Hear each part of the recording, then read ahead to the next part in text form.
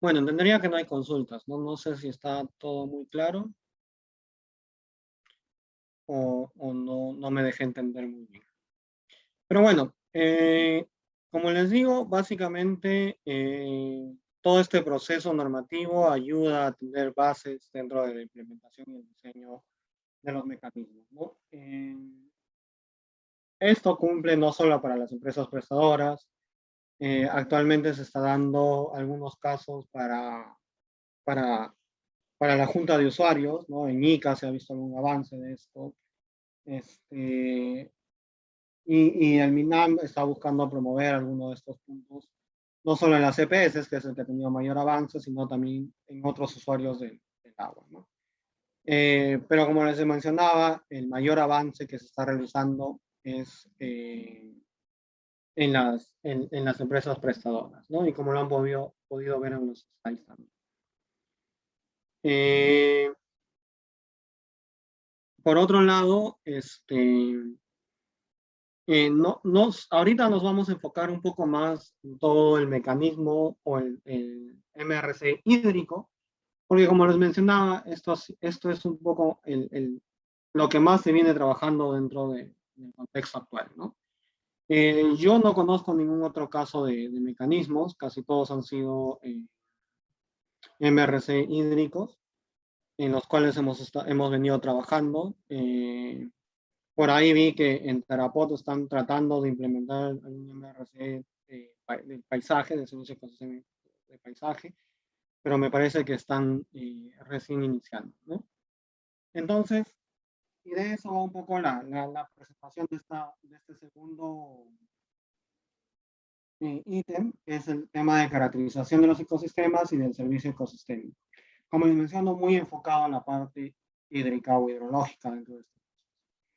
En los módulos anteriores, en el 1 y en el 2, han podido ver ya un poco de qué trata, cuáles son los ecosistemas, qué son un ecosistema, cuáles son los servicios ecosistémicos. Entonces, yo no voy a ahondar mucho en definir esto de aquí, pero sí me gustaría dejar claro un poco de por qué y para qué hacemos esta caracterización, ¿no? Y principalmente fundamentarlo hidrológicamente. Porque al final de cuentas, el servicio ecosistémico hídrico tiene mucha relación con la parte hidrológica y los procesos hidrológicos que vamos a ver dentro de la cuenca y dentro de todo esto. Entonces, nosotros tenemos una cuenca, ¿no? Y es un ecosistema el cual nos provee de agua y depende mucho del estado de conservación. Entonces, nosotros mayormente tenemos una captación. Puede ser de una EPS, puede ser de una junta de usuarios, puede ser una HAS, etcétera, etcétera. Cualquier tipo de usuario de la cuenca, ¿no? Va a tener alguna captación del cual saque la cantidad de agua que ellos necesitan. Entonces, al nosotros definir una captación, ya podemos definir una cuenca, que básicamente sería esta gotita, ¿no? Casi siempre se representa una cuenca con esta forma, pero no necesariamente debería de ser así. Estas cuencas pueden tener diversas formas, ¿no? Entonces, esta cuenca de aquí que hemos delimitado nosotros es a la que nosotros llamamos cuenca de aporte, ¿no? Entonces vendría a ser toda la cuenca que aporte. Y no necesariamente es toda una cuenca hidrográfica completa, ¿no? Puede ser solamente la cabecera de la cuenca, puede llegar hasta la parte media, etcétera, etcétera. Y mucho va a depender del punto que nosotros estemos analizando. Y para determinar este punto depende de a qué tipo de actor dentro de la cuenca le estamos ayudando o estamos realizando el diseño de merece dentro de la cuenca, ¿no? Normalmente las EPS tienen captaciones más abajo, puede ser una junta de usuarios, etcétera, etcétera. O sea, cualquier usuario que se esté abasteciendo de una cuenca, de una u otra manera, está haciendo uso del servicio ecosistémico hídrico que le da la cuenca. El otro paso, o lo otro que tenemos que identificar, es justamente cuál es el ecosistema proveedor del servicio ecosistémico hídrico, ¿no? Nosotros podemos tener una cuenca bastante grande, entonces dentro de esta cuenca tenemos que ver qué tipo de ecosistemas encontramos dentro de esta cuenca y qué tanto estos ecosistemas nos están dando un servicio. Y en base a esto, nosotros identificamos una zona de interés hídrico, normalmente le llaman, ¿no? Entonces, para saber efectivamente cuál es el problema, qué cosas se está dando dentro de esta cuenca, luego de esto vemos cuál es el estado de conservación de la cuenca, ¿no? Básicamente en base a la cobertura vegetal que podemos identificar dentro de esta cuenca.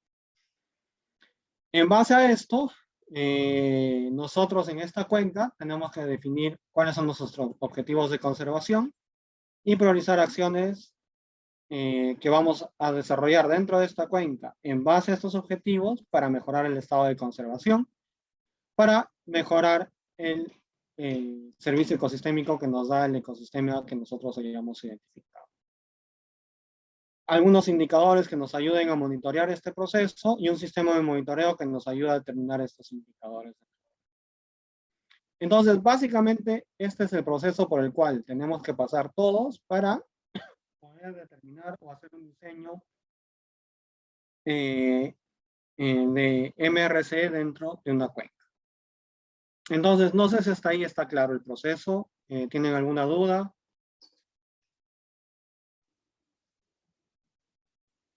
Ok. Ya estoy comenzando a pensar que nadie me escucha. Profesor, disculpe, buenas tardes. Hola, ¿cómo estás?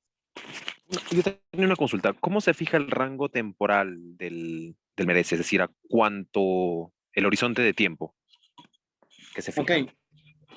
Normalmente es cuando nos hacen la solicitud, ¿no? Entonces, a nosotros normalmente nos dicen, por ejemplo, ya, pues estamos ahorita 2020, podemos, en este año, nosotros vamos a determinar un diseño de mecanismo, ¿no? Entonces, a partir de ahí, nosotros lo que primero tenemos que hacer es la búsqueda de información secundaria y a partir de eso ver cuánta información podemos tener. Y me imagino que más va por el tema del estado de conservación y poder tener las imágenes, ¿no? Nosotros actualmente hemos estado trabajando con imágenes, o sea, no tenemos un rango específico, pero vemos dónde se pueden ver los cambios más fuertes dentro del, dentro de la cuenca.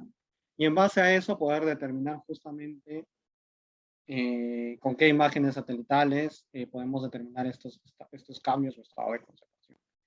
Y de aquí en adelante, y en el caso de las EPS, ya luego de este punto que nosotros diseñamos los mecanismos, de ahí en adelante, por ley, ya es una obligación que siempre ellos tengan que realizar la conservación de sus fuentes de agua, hasta el punto de llegar a tenerlos conservados. Y ahí ya no harían proyectos de conservación, sino más bien proyectos que les ayuden a mantener ese estado de conservación para que su fuente de agua no esté degradada, ¿no? Lo digo para las EPS porque es el único que tiene la norma que le facilita este proceso. En el caso de los otros usuarios, ya tiene que ver un poco eh, con que cada uno de estos usuarios se comprometa a realizar un tema de implementación y cuánto tiempo lo va a permitir. No sé si llega a contestar a tu pregunta. Sí, muchas gracias. Nada. Perfecto. Entonces, básicamente esto es como una parte de introducción a lo que queremos seguir viendo más adelante, ¿no? Como pueden ver, esto está muy ligado a una cuenca hidrográfica, ¿no? Entonces, al nosotros tener que trabajar dentro de una cuenca, ya sea el diverso, cualquier usuario que nosotros tengamos, lo que vamos a hacer al final de cuentas es trabajar con el agua, ¿no? Con los procesos hidrográficos. Entonces, para esto nosotros tenemos que conocer muy bien eh, el ciclo hidrológico que se da dentro de la cuenca. Yo creo que la mayoría de nosotros tenemos una idea bastante fuerte de qué es y a qué es lo que estamos hablando cuando hablamos de ciclo hidrológico. No sé si alguien me puede ayudar definiendo el ciclo hidrológico.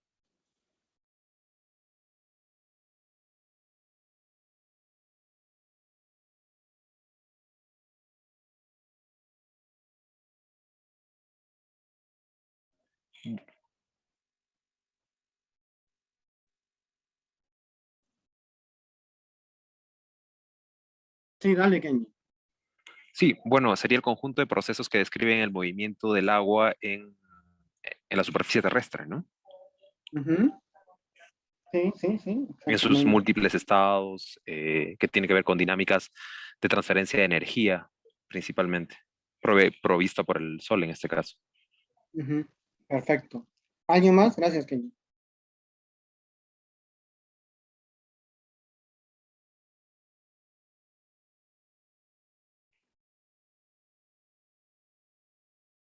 Bueno, como lo mencionó Kenny exactamente, ¿no? O sea, lo que al final vemos en el ciclo hidrológico es el movimiento que tiene el agua dentro de la superficie, el subsuelo, la atmósfera y los océanos, ¿no?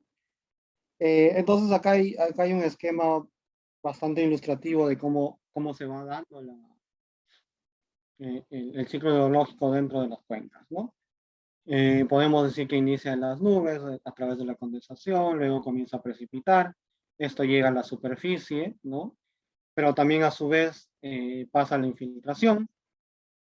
Por otro lado, hay una intercepción por la cobertura vegetal que se da dentro del territorio. Esta cobertura va a hacer que exista una transpiración, ¿no?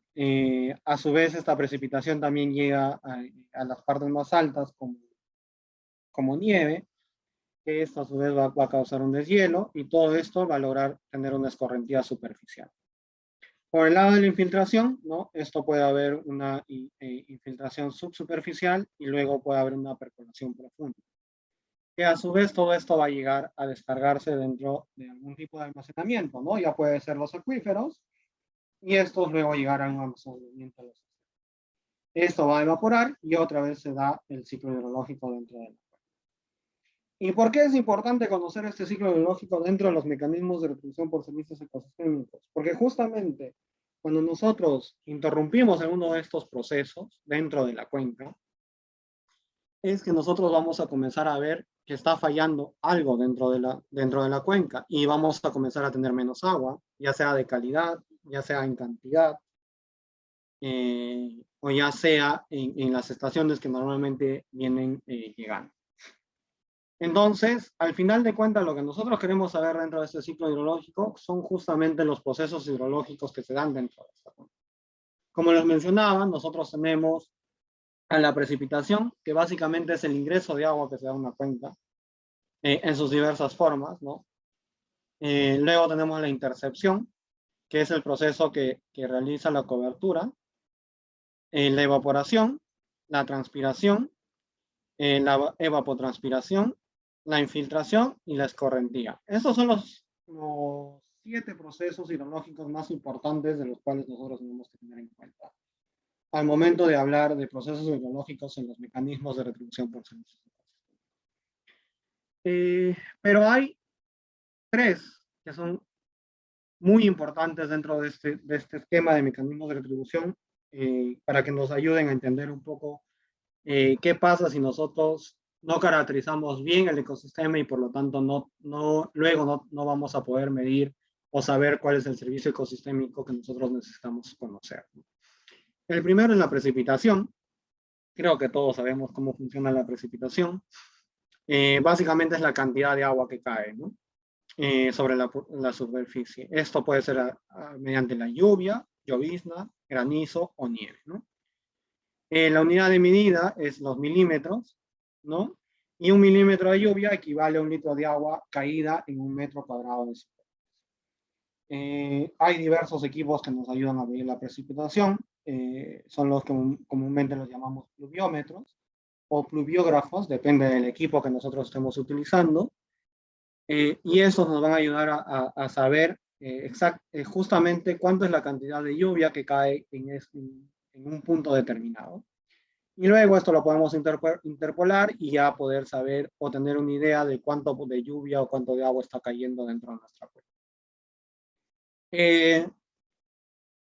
Esta precipitación nos va a ayudar a saber si nosotros tenemos cuencas estacionales o no estacionales, ¿no?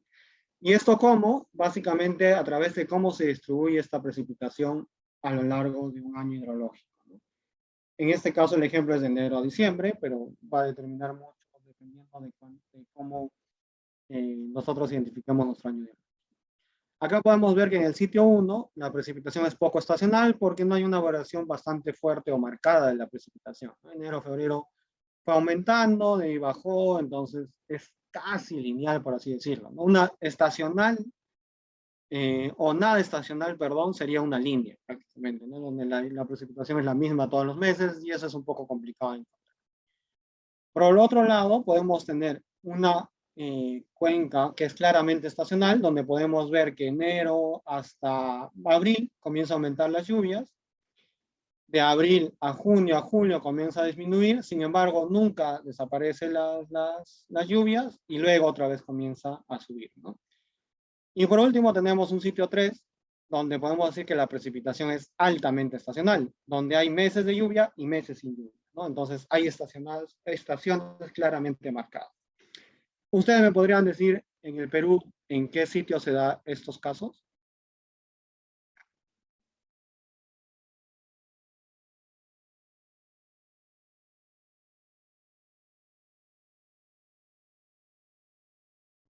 Por ejemplo, en la selva, ¿qué creen ustedes qué tipo de precipitación se da?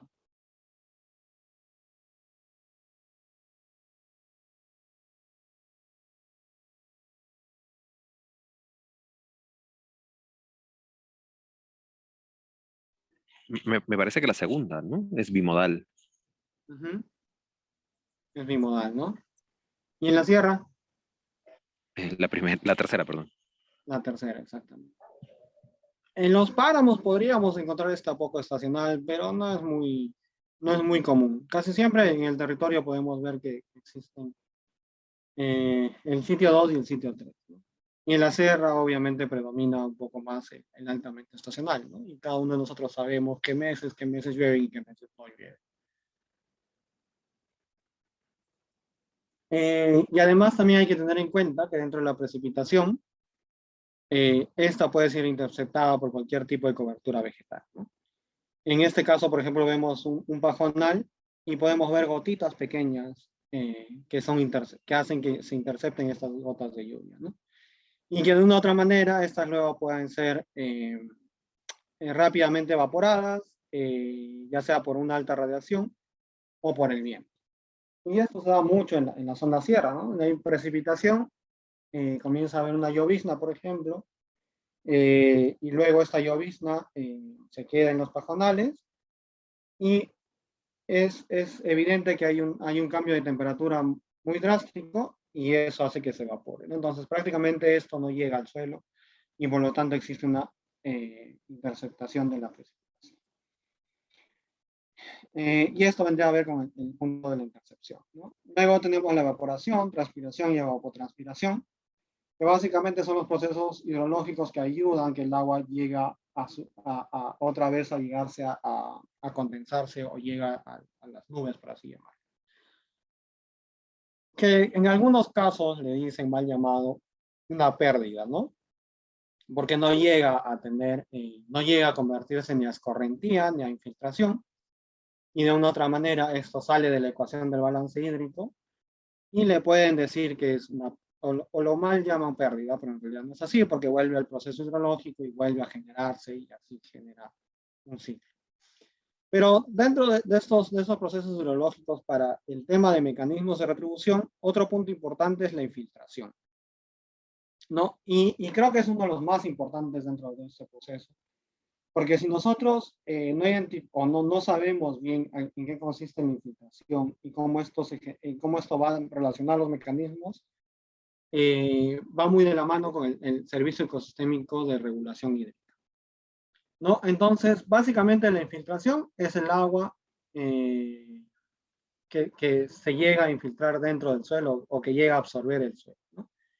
Y luego este proceso de infiltración va a puede crear o puede llegar a tener una percolación profunda que puede llegar a capas muchos más abajo, ¿no? Que voy a cambiar.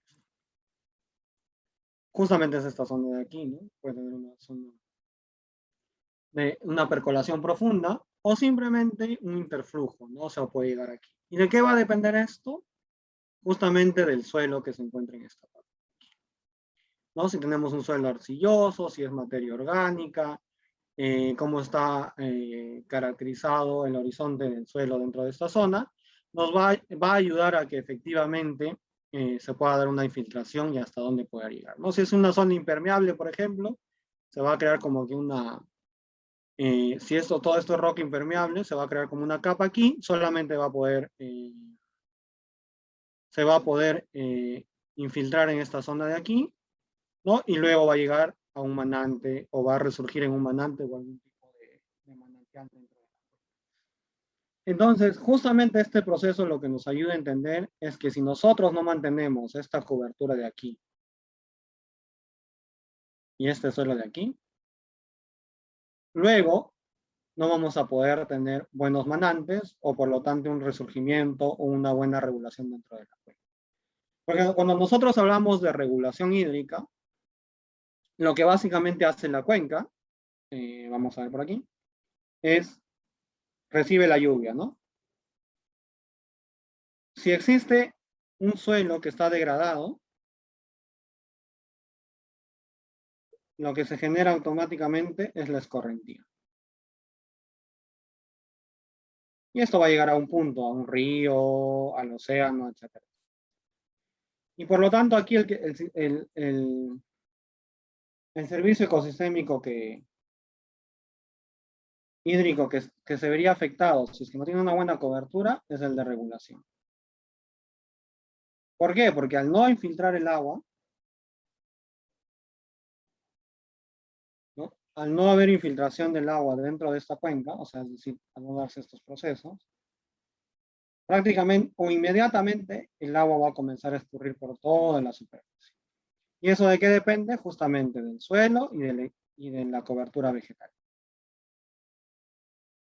¿no? Entonces, pero luego de esto, si nosotros tenemos un buen suelo que no está compactado, que mantiene una buena cobertura vegetal, una cobertura vegetal que es de la zona, esto va a ayudar a que mediante las raíces o dependiendo de la cobertura se pueda dar una infiltración.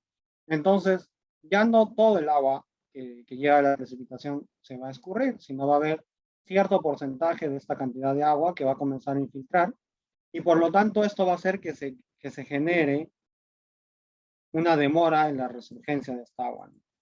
Entonces, si nosotros teníamos un hidrograma donde había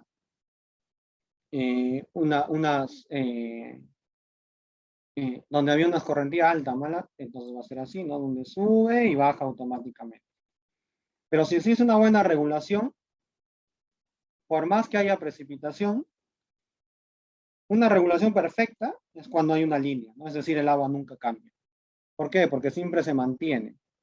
Pero eso es casi imposible, ¿no? Entonces, lo que habría es que no hay una campana tan elevada, sino más bien una campana a algo así. ¿Eso qué quiere decir? Que eh, hay una cantidad de agua que está viniendo de la cuenca, ¿no? Que se mantiene siempre. Puede haber una precipitación que de una u otra manera siempre va a convertirse en escorrentía, que va a hacer que aumente, ¿no? Pero no es mucho, no es muy fuerte, porque cierto porcentaje de esto se está infiltrando. Y luego, al acabar la precipitación, esto disminuye y se mantiene el caudal, ¿no? Es decir, no desaparece. Mientras que aquí, de lo que no teníamos casi nada, viene la precipitación, aumenta. Una vez que acaba la precipitación, esto disminuye y otra vez vuelve a ser un caudal chiquitito o casi no. Entonces, esto es una cuenca que no tiene mucha regulación hídrica y esta es una cuenca donde la regulación es bastante importante.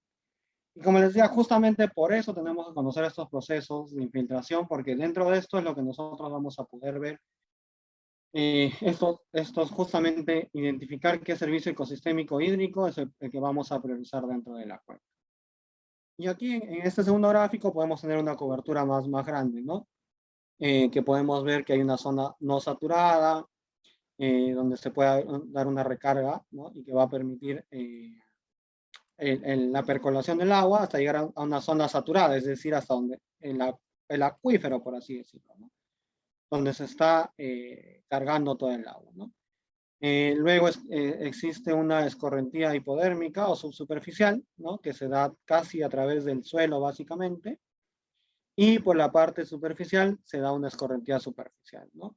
Estas resurgencias subsuperficiales o estos intermedios van a ayudar a poder tener manantiales, ¿no? Y que va a ayudar a tener agua durante el proceso. No sé si estuvo claro.